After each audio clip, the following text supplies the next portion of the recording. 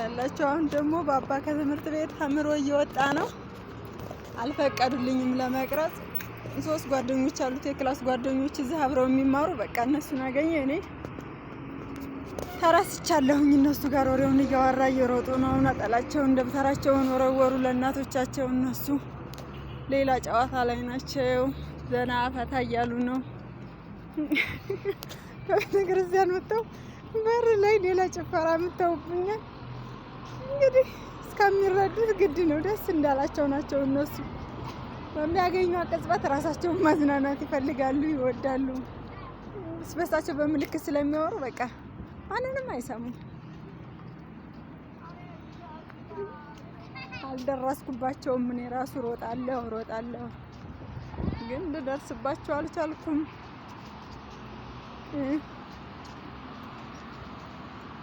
ቤተክርስቲያኑን አዲስ የሚሰራ የሚካኤል ቤተክርስቲያን ይላሉ። በዚህ ሁን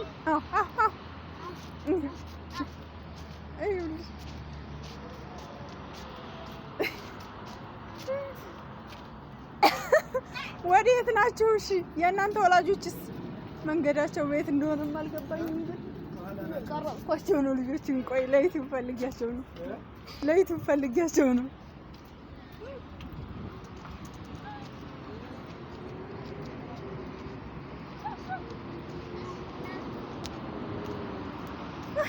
ኧረ ወዴት ነው? በዚህ ወይ መንገድ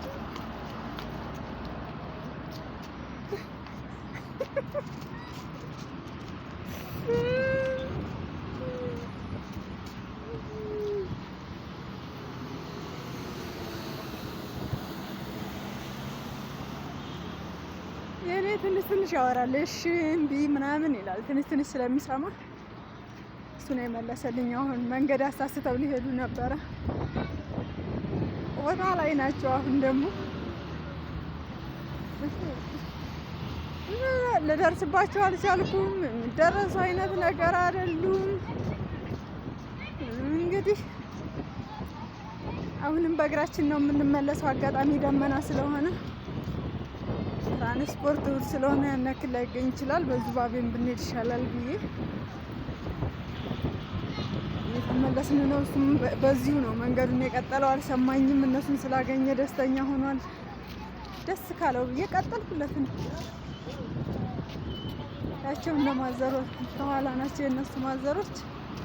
የኔዎቹ እየሮጡ ነው። እንግዲህ ቢዚ ናቸው። እናቴ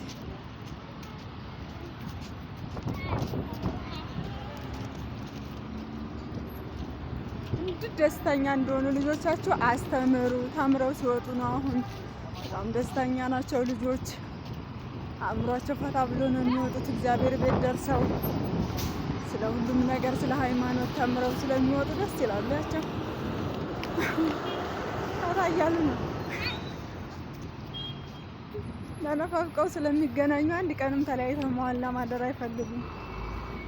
እና በቃ አሁን አንድ ክላስ ተማሪዎች ናቸው 3ቱ ሲገናኙ። እናቴ በምልክት ስበሳቸው ስለሚያወሩ ደስተኛ ናቸው በቃ።